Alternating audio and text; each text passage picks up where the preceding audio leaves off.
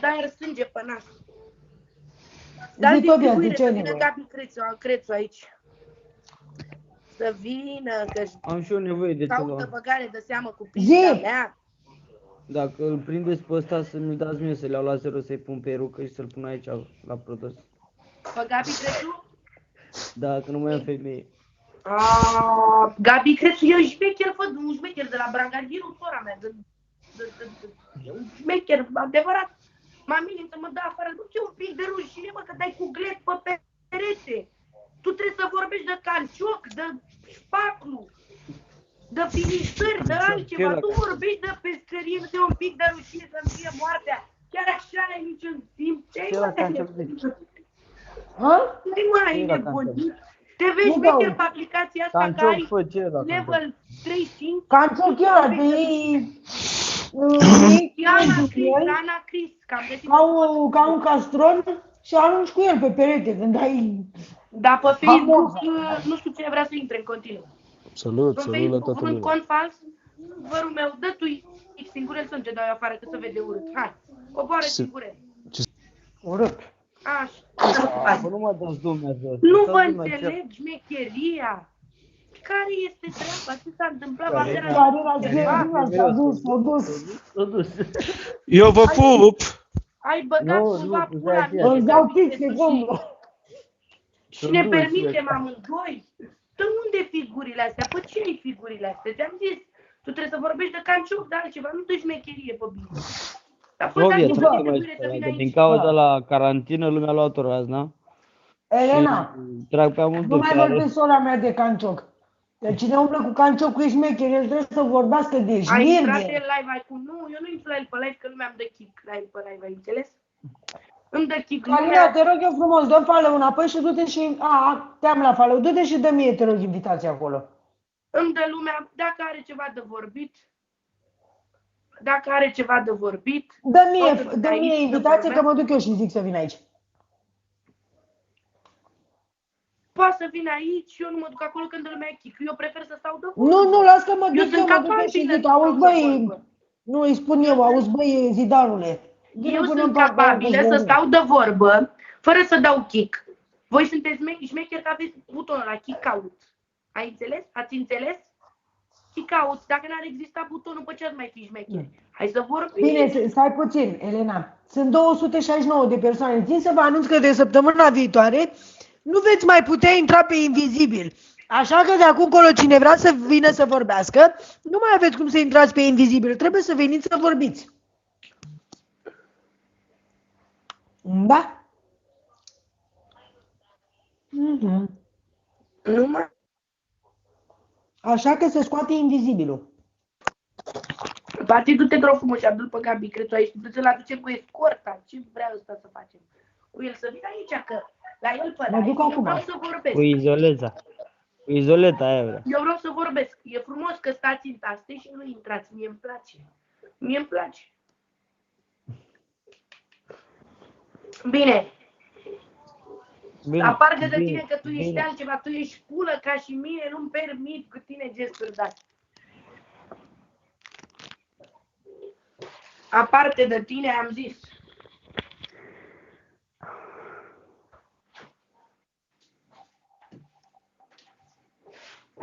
Mărușul meu, viața mea, eu știu că tu nu te bagi în discuții, eu știu că tu te uiți la film. Ăsta mănâncă ciorbă de buze, să-ți fie de bine.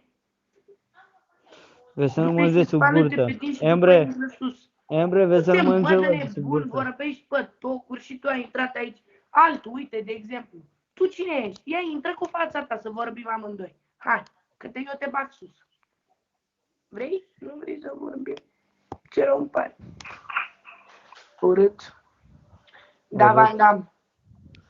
Bună seara. Bună seara. Ce faci? Nu mai am țigări, du-te repede și ia-mi un pachet. Păi, eu te bag, dar nu știu cine ești. Ți-am dat invitații și ăsta era de la ta. Van Damme, îl cheamă și pe ăsta. Bună seara, bună seara. Nu vine Gabi Crețu, nu vine, că el e la ei pe live.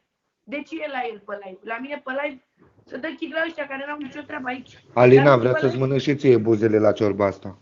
La mine pe live trebuie să stai să vorbești, nu-ți dau kick. Trebuie să vorbim, trebuie să... Alea la pis de tu, nu buzele alea din bot. Vai, Emre, un simț la Emre. Carlos, nu știu cine ești, nu mă interesează cine l-a bătut pe el. El, dacă e șmecher, să fie cu bărbații șmecher, nu cu mine, că am pizdă, n-am coaie, nu mi-a târnă vreo pulă între picioare. El îmi zice mie că mă dă el pe mine afară. Că el vorbește de pescărie și era zugrav, este zugrav, dă cu trafalet. Urât să-mi fie moarte de nu urât.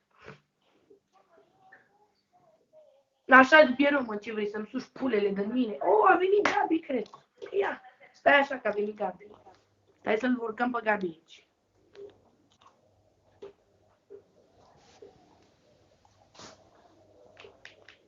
Gabi, tu ai preferat să aducem discuția pe Bigo, că tu ești mecher, da? Te-am sunat pe WhatsApp după ce m-ai amenințat și nu mi-ai răspuns la telefon, mi-ai dat bloc. Vreau și eu să știu ce s-a întâmplat cu iubita ta virtuală, cu ce te-am deranjat eu pe tine, vreau și eu să știu. Mă las să vorbesc? Te las, păi da, te-ai chemat aici, eu n-am venit la tine pe live pentru că ai admin și îmi dă lumea kick. Ai înțeles? Eu vreau să stau de vorbă, păi nu sunt șmecheră cu butonul kick out, eu vorbesc. Indiferent cu cine aș fi eu, că aș fi cu oricare fată, că e virtual, că e normal, că e astea, tu n-ai voie să înjuri. N-am voie, cine nu-mi dă voie? Eu nu-ți dau Păi voie. cine ești tu? Pe ea. Cine ești tu? Deja e o discuție care nu mai Păi am. cum să-mi spui tu mie, n-ai tu voie? Păi cine ești tu? Păi n-ai voie să înjuri. Pentru că Pe dacă ce n-am voie să înjur? deranjează. Pe cine vreau, mă? În primul rând, lumea Elena. care vine să mă înjure și să mă amenințe, să vină cu poza lui, să intre el să vorbească. Eu n-am conturbat, eu vă înjur eu. Da, Elena, eu vă înjur. Ai intrat, ai vorbit prost de mine, te-am tăcut în gură, te-am lăsat în pace. Niciodată nu ți-am vorbit prost, m-ai jurat de morți. M-ai făcut buba, am tăcut în gură, te-am lăsat ca pe tine, ai înțeles? Ai vorbit numai prost, ai vorbit numai pătos, că mă dai, că-mi faci, că-mi treci. De ce? Ce-am zis, mă? De ce? Râzi, acum tu n-aveai nervi, tu n-aveai nimic. Mă, nu ți un pic de rușine. Bă, aude tot Bigo ce faci tu. Aude tot Bigo că tu cu iubita ta virtuală cu poze false. Ai înțeles? Care Așa. eu nu știu cine e ea, dacă mă cunoaște și dacă știa că ea e bazată și eu, că eu Mă lasă să sunt spun zero. toată discuția de la început? Ia. Că sunt și fetele astea aici. N-am treabă, eu nu mai băga pe nimeni, mă, în discuții. Nu, sunt și fetele astea aici și dacă greșesc eu undeva, poate să mă tragă cineva de urechi ca idee. Am intrat eu pe live și tu ai zis ia trece pe ăsta, m-a venit cu arfe pe live aici, hai că-ți dau kick, că nu știu ce, că nu știu cum. Când? Înțelegi? Prima oară. Așa. Mă înțelegi? Mm. Și zic și a intrat Ana după mine, mă înțelegi? Că ai venit cu gagică ta, pișeam și pe tine și pe ea. Da, mă piși pe ea așa cum de aia trebuie să vină să o văd cine e. Nu Trebuie să contează vină cine pe e mine, ea. dar hai să spun ceva. Ea dacă știe că mă cunoaște și știe că e bazată și e șmecheră pe pizda ei, ea două vorbe trebuia să Vă ascult și pe mine un pic? I-a zis tu, Dacă Gabi, vrei că să ai vedem devenit ce pulă dacă peste nu noapte, ești. Gabi. Ai devenit pulă peste noapte, Gabi. Doar spuneam ieși afară, dă-te X și ieși, Gabi, nu te un pic de rușine. Ai devenit pulă să mă cer pe mine, pe Bigo, te sun să mă Adevărul cer că pe noi mă- doi ne-am și iubit mult. Băi, nu e vorba de iubit aici, eu aplicația dau X și am viață reală, tu știi destul de bine, e urât să Păi vorbesc și eu apăs pe X de aici și plec. Păi, bine, atunci dacă apeși pe aici pleci, n-ai cum să te ceri cu mine pentru o femeie de asta așa, aiurea. Ascultă-mă, mă ascult și pe mine un pic. Tu dacă aveai respect față de mine, Eu? Așa. nu te pișeai și pe mine și pe ea. Nu mă pișeam decât pe aia, nu? Nu te pișeai pe niciunul. Ba da, Mă sunai pe piș, mine, mă spuneai piș. mie, băi, uite așa, uite așa. Nu, tu nu mi-ai Vorbeam răspuns la eu. telefon, tu ai vrut ca discuția asta să ai văzut pe Bigo. Că Eu? tu crezi că dacă ai level mare de ăsta aici, știi și șmecher, ai înțeles? Cum Eu intru cu level 1, Sunt 5 păstrați, sunt 5 de 5 ani pe aplicație. Mă, ce aveți, mă, va nebunit Bigo, mă? Tu crezi că pe mine mă doare undeva că îmi șterge mie contul sau îmi dați Avem 300 de persoane. Au avut și mai devreme până să vii. Tu n-a venit nimeni după tine, stai liniștit. Eu n-am intrat aici să mă fac o scută, mă doare. Da. Apar Nu pe mă YouTube și interesează. poate mai mă cunoaște. Problema mea e, eu te-am sunat. Nu am vrut să fac ceartă cu tine pe Bigo, nu am vrut să fac discuții cu tine pe Bigo. Corect? Te-am sunat și mi-ai dat bloc, ți-am dat mesaj? Te-am scos de la bloc după Facebook. A, n-am Am găsit-o ascultat. pe Cristina cu 2 de S, cu poze false. Cristian, să nu-i rușine un pic că va pune poze cu lumea de la Căzănești. Băi, eu nu vreau să vorbesc, că mă piși pe ea, indiferent că e aia din poze, e reală, cine e morții ei e, indiferent oricine e în spatele la contul ăla. Ai înțeles? Ea dacă știa că eu sunt vreo fraieră, să-mi fie moarte, de nu putea să vorbească prost. Dacă ea a spus că mă cunoaște, n-am trăzit nici măcar să ridice tonul la mine. Bine, cât vrei să mai țină discuția asta? Nu, vreau să te întreb, ce-i tu cu pizda mea? Ai băgat pula în mine de te-o cauți să te ceri cu mine așa? Din momentul ăsta nu mai am nimic. Hai să spun ceva. Tu nu încerca să vii să pari pulă în fața lui fata aia, că pentru mine să mor în casă, să dea Dumnezeu să mă mănânce cancerul și pământul, să mă duc la pușcărie. Dacă tu pentru mine ca bărbat însemni cu zero barat. Mamă, zici, Cipriana la bătrân, ce fel faci? Da, mă, Cipriana la bătrân. Tu aveai mare hază, acum ai făcut să rămâni un pic de rușine așa, mă. Nu ți-am zis nimic greșit, te-am lăsat să mă înjur, te-am sunat, eu te-am sunat frumos. Mă stai să vorbesc. Nu vreau să mai vorbesc cu tine. Nu vreau. Poate nu s-a supărat, poate am înțeles greșit, poate am depășit anumite limite. Și nici ea nu ți-a zis. Am permis unul la altul și s-a ajuns la discuțiile astea. Dar eu mă piși pe gagica ta online aia și mă piși și live dacă ea mă știe pe mine. Ea știe. Femeia a spus că ea te cunoaște pe tine. Păi eu nu cunosc pe ea. Păi pe mine mă cunoaște toată România, să-mi fie moarte pe ea, cine să știe. Asta la aceeași masă, taci din gură, că nu vreau să vorbesc. Păi înseamnă... Mă asculti un pic? Băi, Băi, hai să spun ceva. Hai să spun ceva eu ție. Ea intra ea așa cum am intrat eu și vorbea, da, păi eu sunt asta. Ai înțeles? Iar dacă a zis că mă cunoaște și n-a zis glasul și-o închis gurița, ție în cap trebuie să ți se deruleze o cheiță, să-ți iasă o cheiță, să începe să... Băi, spune-i cine e fata asta de comentează așa mult în tase? Fata asta e sora mea de 15 ani, în viața reală. Bine, să mă lase să vorbim decât noi doi, că nu vorbește nimeni, văd aici. Spune, te ascult, Gabi, cred. În momentul de față, între noi doi nu mai se există nici măcar bună. Dar între noi doi n-a fost nimic niciodată. Bine. Asta era în capul tău, îmi spuneai pe bici, așa, vreau să spuneam nu. Ți-am dat un jotel peste tot, nu știi de ce ne-am certat și acum vii să fii pulă să mă ceri, nu te rușine. Intram și spuneam, Gabi afară, X, și tu ieșeai, ești prost, ca la fraier, ca la căței. Da, eu am fost fraier. Ce ți-a zis vreodată? Păi nu mai intra să te dai pula aici. Încetați cu discuțiile de pizda mea, încetați să băgați pe Martinel în discuții tu cu femeia ta. Băi, nu știu ce ați făcut voi, Gabi, de asta te-am și chemat. Bărbatul ăla este un om însurat. Dar lasă să vorbească Vicențiu, dă-mi follow înapoi. Eleno. Vicențiu, dă-mi follow înapoi. Uite, vorbești și numai aia, ce să vorbești? Eleno, lasă să mai vorbească și el. Spune.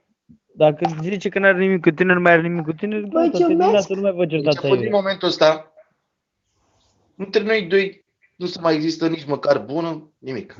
Vreau să nu mai fiu înjurat eu, în primul rând, chiar dacă ne-am permis glume, chiar dacă ne-am permis. Gata. Dar cine te-a înjurat pe tine? Eu nu jur grație. E singura femeie din viața mea să moară toată familia mea, uite așa, să ardă familia mea, nu e singura femeie care mi-a zis du-te în pizda mea. Păi sunt pulă toată, mă. Știu, ești pulă. Corect, ai dreptate. Da. Mă înțelegi? Eu, cum am și spus, eu apăs pe X Tu ai aici. viață online, mă. Tu trăiești online. Mă asculti? Eu ți-am zis, eu apăs pe X aici și eu nici nu mai te cunosc, ca idee. Ai, mă, ai luat vorbele mele. Ce mă, te-ai certat până acum cu mine și m-ai înjurat tu pe mine și ai spus că vii peste mine și mă dai tu pe mine afară din casă. Mă, nu ți-e un pic de rușine, mă, Gabi. Gata, Lenu. Gata, Dar nu ți-e rușine așa un pic. Dar tu te gândești atât o secundă că dacă am făcut 5 screen-uri și te-am pus aici, că ești ultimul. Ce screen-uri? Da, eu nu vreau să fac gesturi de-astea pentru că nu-mi stă în caracter. Transmite lui fetița aia care umblă cu pozele la lume, că am văzut și pe Facebook, dar nu răspunde. Așa. Transmite să-l scoată pe Martinel din discuția noastră. Eu nu vreau să am discuții cu omul ăla. Ce am trăit eu cu el și ce am avut eu cu el, nu contează ce a fost între noi, n-are nimeni de ce să-l bage în discuții, n-are nimeni de ce să vorbească nici prost, nici bine de el în fața mea. Ca să înțelegeți voi. Scoateți-l din discuții pe el și tu... Discuția asta în seara asta, chiar acum, în momentul ăsta. Și nimeni n-are nicio treabă cu tine și nici tu treabă cu noi și nu mai ne băgăm în seama, nu mai nimic? Bine, te rog frumos. Deci eu atât îți spun. Mai înjurat, mai făcut varză. Să dea Dumnezeu să ardă carnea mea așa. Dacă o singură dată mai avut o discuție peste tot de mine, de Elena, indiferent cine o spune, nu încerca să mă ameninți. Eu de morți, înjur și eu de copii, de tot. Eu atât îți spun, încetează cu discuțiile de mine. Dacă cine a nu vorbit vreau de să tine? aduc anumite discuții aici, să o fac din bun simț. Păi cine a vorbit de tine, Elena? Că eu nici n-am vorbit de tine. Voi faceți discuții de mine, ți-ai adus acolo, mă. Tu, ca bărbat, nici măcar nu trebuie să te bagi în discuțiile la femei, ca să înțelegi. N-ai voie să înjuri. Tu șecheriile astea pe care... Dar pe tine nu te-a înjurat nimeni, Elena. Casă și că faci ce faci. Nu, tu știi care e primul tău lucru care l-a scos prin gură? Mâncam, mi-a zlobozit, m-aș făcea, mi-aș spăla, mai cu tare. Asta e, da. Ție eu, Nu, oricine. Tu de mor și eu râdeam. Aduc 100 de persoane după tot Bigos să vezi ce spune toată lumea de tine, că ești cea mai mahalajoaică femeie. Eu ce aș putea să spun? Da, mă, sunt, care-i treaba ta? Da, mă, dar hai să Am purtăm fost o cu discuție tine. normală dacă vrei să o purtăm. Dacă nu mai Păi, da, sunt o mahalajoaică, am fost cu tine, ți-am zis eu că să-mi bag pula morții tăi, te-am înjurat eu. Păi n-ai cum să spui asta niciodată. N-am cum, de ce tu ai cum și eu n-am cum? Păi n-am pulă, dar-mi bag pizda. Păi de ce eu mi-am băgat? Păi de ce eu mi-am băgat ceva morții tăi sau ce? Că n-am Păi ce. n-ai cum, doar să te duci după mama aia, Gica, care e moartă de 9 ani, să-ți bagi pula noastră de ei, că e frig, să o Păi îngălzești. n-am spus să-mi bag pula morții tăi, că dacă spuneam să bag pula morții tăi, îți recunoșteam că nu mi-e frică de nimeni, să moară familia mea dacă să există om în România. Ori ești și tu ca ăla, cum îl cheamă pe ăla, de acolo, nu mi-e frică nici de viața aia. Să moară familia mea dacă să există persoană din România ca să poată să-mi facă mie ceva. Bine, pe mine nu mă interesează. Pe mine nu mă interesează. Bine, pe mine nu mă interesează. Tu atâta timp cât te iei cu mine, eu am... Sorina, mai face așa, că mă exciți. Hai să spun ceva, atâta timp cât tu te iei de mine, eu am pizdă, nu am pulă. Tu ești fraier, tu ești zero în fața mea, tu te-ai luat cu mine. Nu m-am luat cu tine, ți-am spus doar să nu mai vorbești urât. Tu să te iei cu pulele, cu băieții, ai înțeles? Cu băieții și te șmecherași care aveți gagici online, ai înțeles?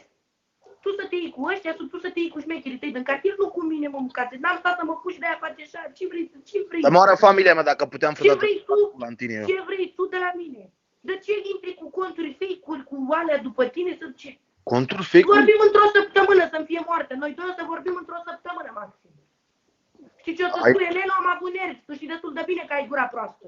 Ai bani ca să te vezi cu mine? O spune toată lumea care te cunoaște. Auzi, ai bani să te vezi cu mine? Da, mă văd cu tine, hai, unde ești? Bă, la Bragadiru. Hai, vină încoace. Îți plătești tu taxiul, vină încoace. Păi nu, ai bani așa ca să poți să mă văd cu tine. Tu te dracu, nu ți-e un pic de rușine, tu vorbești de cancioc, de spacul, tu vorbești de ce? Tu te vezi mare pescar și tu nu ești nici mormolog. Să moară familia mea dacă sunt pescar, eu n-am... Păi ai arfe de pescar, Adidas. Vezi, nu vezi că n-ai un Gata, Elena, hai să vorbim serios, gata. Adevărat să mor eu, n-am nimica cu tine, nu mă interesează viața ta, faci ce vrei. Văd că te interesează viața mea. Nu mai mă interesează viața ta, nici pe- m-a interesat vreodată să mor tu și eu Și dacă mă pe interesează. iubita ta online, jură-te pe tine, viața mai te jura pe mine, că n-ai tu. Bine, hai să închidem subiectul, gata. S-a terminat tot în seara asta, nu mai are nimeni cu treabă cu tine. Aștept să închizi tu toate subiectele, că o să intru și în jur și eu în masă, iar în jur în masă pe toată Păi de ce? Păi vezi cum o cauți tu? Păi tu o cauți. Păi tu o cauți. Păi tu o cauți. Aiurea, nu te-a înjurat nimeni pe tine decât noi doi ne-am înjurat. Dai seama. Te-a înjurat pe tine cineva, noi doi ne-am înjurat. Păi noi doi, dar nu răspunzi la telefon să vorbim pe WhatsApp. Dar nu vreau să te vorbesc cu tine la telefon, eu nu vreau să Păi vorbesc. atunci vrei să stăm pe Bigo, să ne audă lumea pe Bigo pe mine. Care piste că m-am Știi când o să vorbesc eu cu tine? N-am O nicio să fii trează. Atunci o să vorbim noi doi. Cum? Când o să fii trează, atunci o să vorbim. Sunt foarte trează, nu m-am drogat spre fuziunea generală, nu m-am drogat, sunt foarte trează. Adevărat? N-am Ești drogat trează? niciodată. Bine, Elena. Am intrat aici că m-a rugat fata aia. Luați-vă gura după pizda Dacă mea, vorbim luați-vă frumos. gura după pizda mea și tu și fake-ul ăla care umbli cu el pe aici, pe Bigo. Așa. Ai înțeles? Ea dacă mă cunoaște, știe personal, dacă ea mă știe personal și a stat cu mine la aceeași masă, poate de-aia își ținea gura. Eu nu Da, Elena, dar nu. trebuia Am să intre direct cu fața, luați-vă gura după mine, că nu ne-am putut, n-am avut nici slobos, să o bată, să-i bată gura, ce m-am putut eu să mănânce fata aia care s-a... Am înțeles. Tu ia și înjură până mâine dimineață. Da. Altceva? Termin cu discuțiile de mine, da? Te-a luat privat. Te-a luat privat. Păi avem cinte în cauza lui Gabi Crețu, că el e o valoare, el e forță, el e VIP, el e șmecher aici, mă. El vine să mă dea afară din casă, el e pulă tot și el e zugrav. Și vorbește de pescărie și el e nici mormolog de la dăpal. Măi, Gabi. Vreau audiență care mă stai și filmezi și mă pui pe YouTube să mă lingi în pizdă cu măt. Numai că ai ieșit în privat, s-a dus în privat, îi dau kick cu blog la mine pe live, are kick cu blog ca să nu mai intre, că n-avem audiență amândoi. Și gata, cine mai e aici? Poate e și iubita lui și nu vrea să urce.